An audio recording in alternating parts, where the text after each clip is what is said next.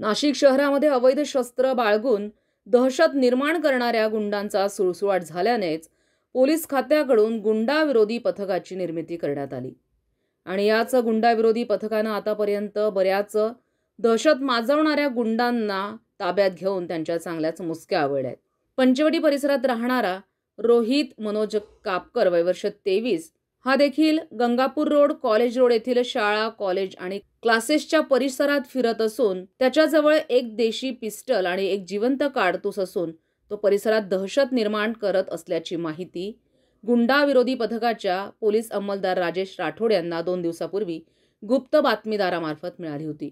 त्यानुसार या पथकानं रामवाडी पंचवटी परिसरात सापळा रचला असता म्हसोबा मंदिर, रामवाडी पंचवटी इथून रोहितला ताब्यात घेण्यात आलंय। त्याच्या कमरेला एक देशी पिस्टल, एक जिवंत काडतूस असा एकूण 31,000 रुपये किमतीचा मुद्देमाल आढळून आलाय। हे देशी पिस्टल परिसरात दहशत निर्माण करण्यासाठी त्यानं जवळ बाळगत असल्याचं कबूल केलंय।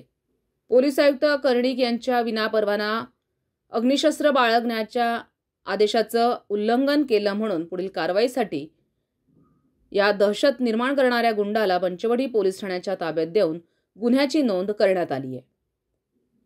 संविधान न्यूज, नाशिक।